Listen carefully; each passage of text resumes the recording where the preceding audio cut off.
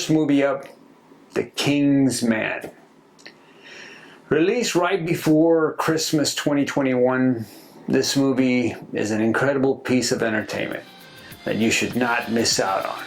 If you really like finely choreographed fight sequences, amazing camera angles, and ultra physical stunt work, along with a compelling outer story and a strong and intense inner story. This plot line just develops so beautifully. So let us start with the wordplay on the title. I enjoyed it. It's pretty neat. The King's Man. King, apostrophe S, man. Differs from 2017's The Kingsman's Golden Circle and 2015's The Kingsman's Secret Service. I've seen all three of them, but I guess I was more enthused by this current one. Yeah, our main character in this film is working in close contact with a monarchy during World War I. And that is a key element of the inner story.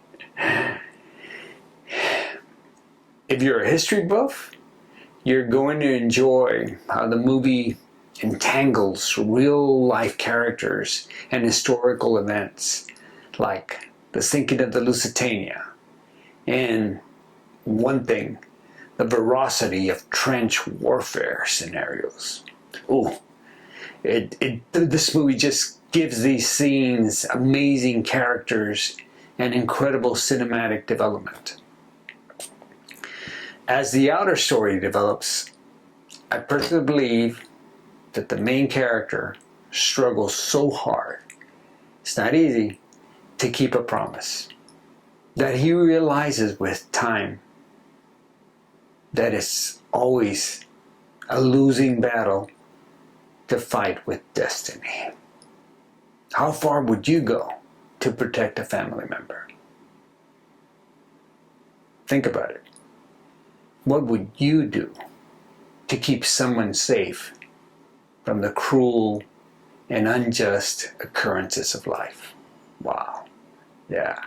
I ain't gonna go any further into that one, but let's go into the inner story. The inner story evolves around certain particular characters who were the leaders of France, Germany, and England, and one particular mystic from Siberia during the World War I era.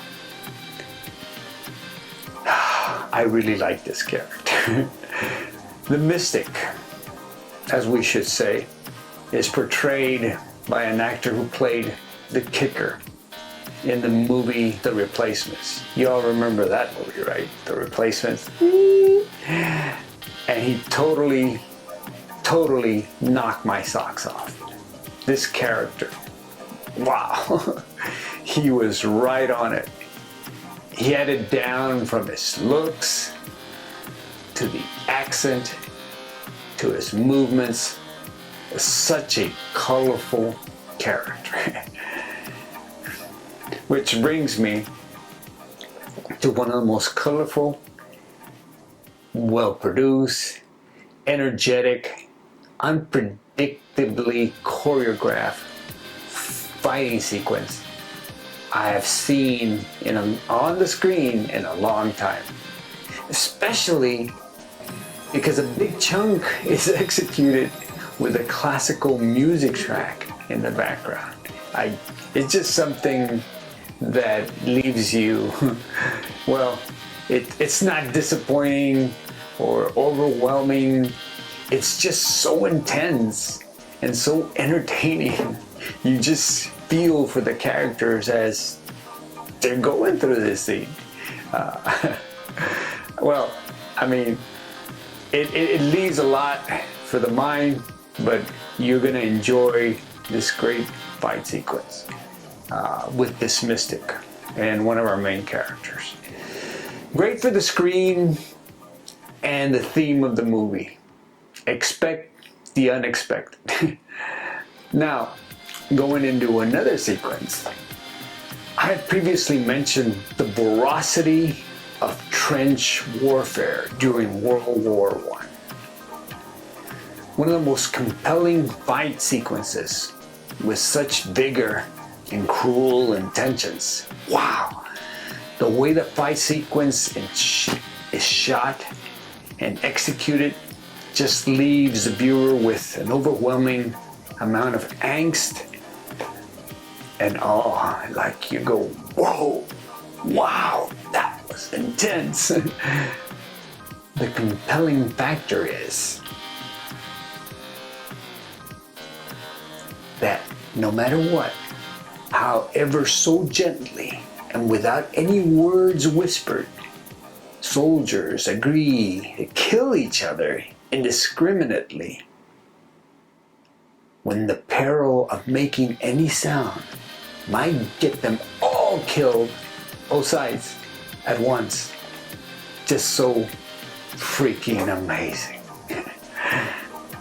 and I'm just overwhelmed by the cinematography. It was amazing. I'm also a fan of POV, point of view shots. I was so impressed with the cinematography, especially when it came to adding a camera onto a sword. Yes, onto a sword. Once again, another fight sequence.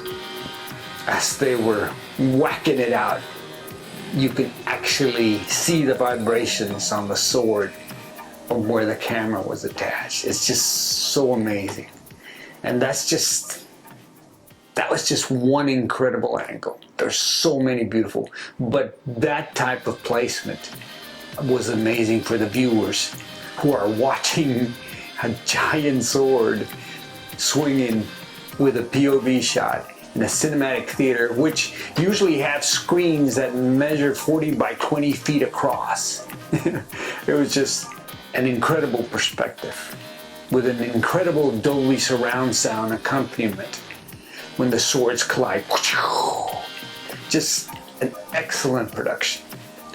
There are so many well orchestrated and well directed sequences in this movie that it makes it so enjoyable and so pleasant to watch.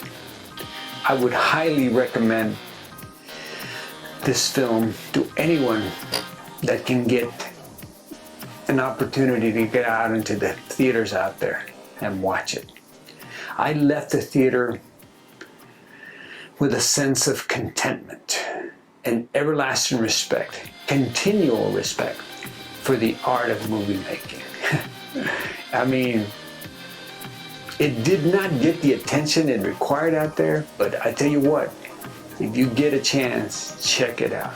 Enjoy all these amazing camera angles. Until our next review, please make sure you stay through the credits. There's so much you can learn about a film and its team of creators by just watching until the lights come on and the attendants are starting to clean up for the next screen. Heck, and if you're at home, pick up all that spilled popcorn. No, listen, I thoroughly enjoyed bringing you this movie review. Please don't hesitate to subscribe to my channel. And thank you for sitting through this first review of The King's Man. This is Tex, the Texicano channel, saying the Texicano channel, saying until then, we'll catch you on the next review.